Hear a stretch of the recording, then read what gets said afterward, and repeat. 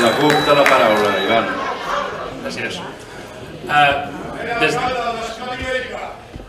Des de la CUP defensem que és el ple on s'ha de parlar de la política institucional i per això volíem explicar aquí quins han sigut els fets ocorreguts entre el dia de les eleccions i ara quan s'ha constituït el consistori i el nou govern. I des del dia mateix de les eleccions vam rebre trucades intentant saber el nostre posicionament el dia d'avui i si donaríem suport a alguna coalició o en qualsevol cas si estàvem interessats en entrar al govern. Des d'un primer moment ja vam dir que totes les opinions que expressessin els militants abans de les assemblees que farien postelectorals eren estrictament això, opinions personals. I davant l'interès d'aquestes forces polítiques per seure a parlar sobre possibles pactes, l'Assemblea de la CUP va elaborar un document marc de negociació on apareixien els requisits mínims per asseure'ns a negociar. Uns requisits necessaris, però en cap cas suficients per valorar un possible suport a una coalició de govern. Enteníem que les trobades havien de servir no per parlar de favors, de càrrecs o de sous, sinó de propostes i projectes concrets pel municipi en els propers 4 anys. Nosaltres vam deixar clar des d'un primer moment que no entraríem en cap govern i que faríem feina des de l'oposició i que l'únic que es discutiria en aquestes reunions seria un possible suport a una investidura el dia d'avui. Se'ns van plantejar, bàsicament, 2 escenaris. Per un costat, el pacte nacional entre Convergència i Esquerra Republicana i per l'altre, un suposat front d'esquerres del Partit Socialista amb Esquerra. Però en qualsevol cas, qualsevol d'aquestes 2 equacions necessitava d'un altre actor per formar la majoria absoluta al ple. I se'ns va explicar que aquest actor seria el senyor Parera i el senyor Triadó, és a dir, l'UAM. Pel que fa al pacte sobiranista, cal recordar que fins fa pocs minuts el principal partit, Convergència, estava governant amb el Partit Popular. És evident que es tracta d'un partit que al nostre entendre no ha tingut gaires escrúpols en els últims anys a pactar amb formacions i partits que contradeien el seu suposat o el seu presumpte ideari polític i el seu currículum en generava profundes desconfiances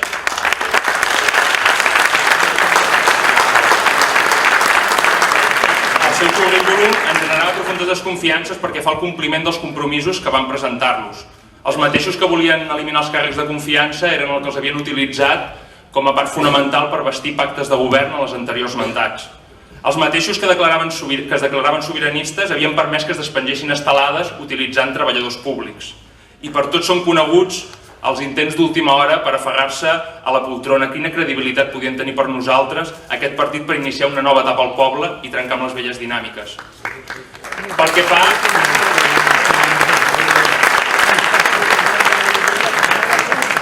fa a l'eventual pacte d'esquerres, les desconfiances eren iguals o majors i l'alcalde que ara s'acaba d'investir no fa més que confirmar el que ja havíem intuït en un primer moment. Aquests del PSC s'ha de reconèixer que són clarament marxistes, però de l'escola del Groucho Marx. Senyors de la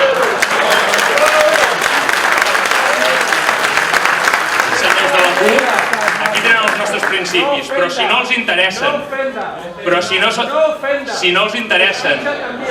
se'n refien, aquí tenen nosaltres, senyors de Ciudadanos i del PP. No seràs tu. Calla, home! Sisplau. Aquest alcalde avui ha estat investit amb els vots de l'espanyolisme unionista, del neofranquista, del Nancy, del centre, del PP.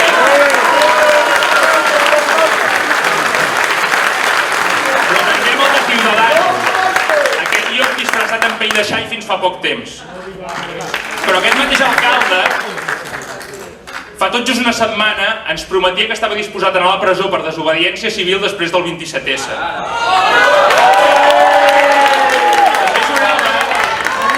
També jurava que el primer acte que faria com a nou alcalde seria aprovar l'adhesió de Calafell a l'AMI.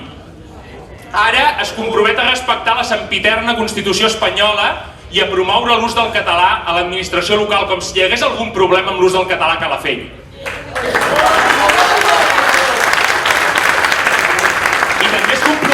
Retirar estelades de l'espai públic, però ja li advertim que per cada una que en retirin en posarem 10 més. Nosaltres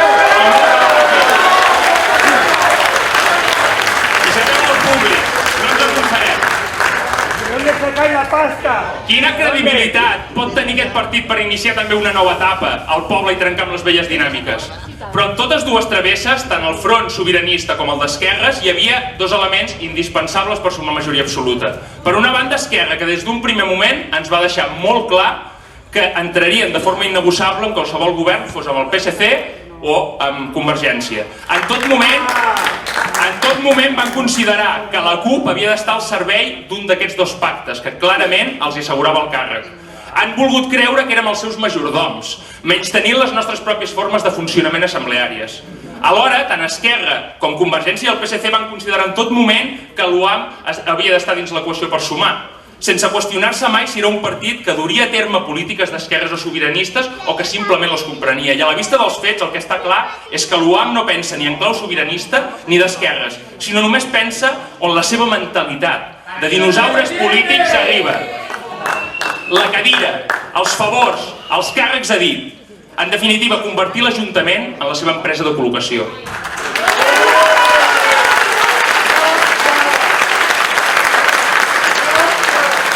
En definitiva, la clau del govern la tenia UAM. A algú li sorprèn el govern que ha sortit?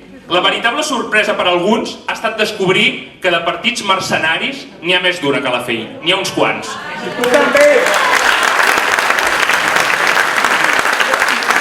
A tot això, s'hi suma que l'opacitat amb la que la resta de partits han dut a terme les negociacions. Només nosaltres hem fet públic un document on establíem clarament les condicions mínimes, totes elles programàtiques, per asseure'ns a parlar. I també hem fet públic els continguts de les trobades.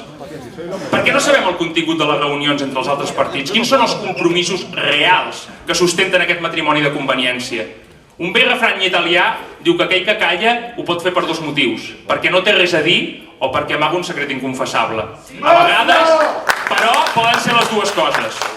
I callen sobre quines polítiques duran a terme en els propers anys per transformar el municipi. Callen perquè no hi ha res a dir. Perquè el canvi d'arrel de les dinàmiques polítiques d'aquest poble no ha estat ni estarà mai en l'agenda de cap d'aquests partits. I mantenen un silenci sepulcral per encobrir un veritable pacte d'interessos que sustenta aquesta coalició. Una coalició que alguns han titllat de contranatura, però d'això res de res. És ben lògica i natural. Tots els partits que formaran l'equip de govern...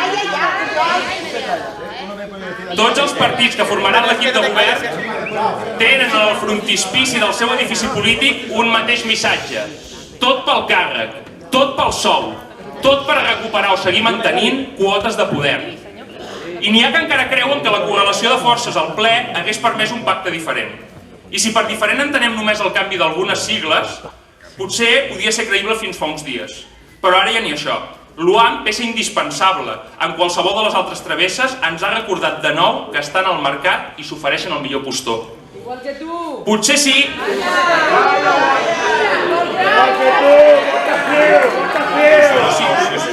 Una mica de silenci, sisplau. Però si per diferent ens referim a alternativa, a una opció que plantegés un veritable canvi, aquest avortament polític que avui ens venen, hauran de reconèixer que avui també se'ls ha caigut la vena dels ulls. Benvinguts al desert d'allò real. La política és un continent estrany. I avui s'ha vist clarament que per molts d'ells els seus suposats principis canvien segons bufa el vent. Un pacte d'esquerres amb els que ara s'alien amb la dreta més cavernícola i reaccionària, un pacte d'esquerres o sobiranista amb els que han demostrat vendre's el millor postor. Se'ns ha acusat de manca d'experiència política, d'infantilisme, de no saber entendre la realitat dels pactes postelectorals. Si aquest mercadeig sense principis és l'experiència a la que es referien alguns, sincerament, no la volem.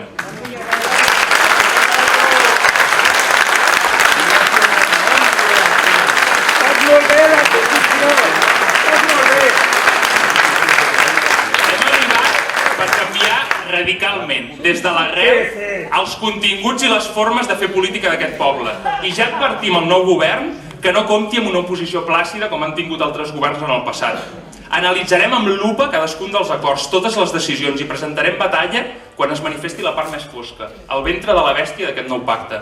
Però canviar d'arrel la política local també passa per assumir que el panorama d'aquest ple, la mediocritat política que han expressat molts en aquests pactes, els interessos inconfessables que intenten amagar amb aquests silencis, no són sinó un reflex també de la realitat que hi ha al carrer. I per això, la primera trinxera que haurem d'acabar no està principalment dins el consistori, sinó fora. Assumint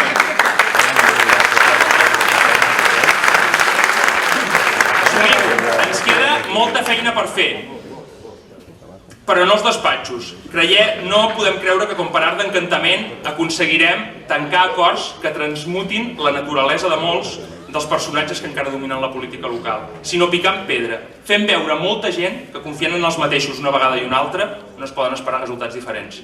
Visca Catalunya!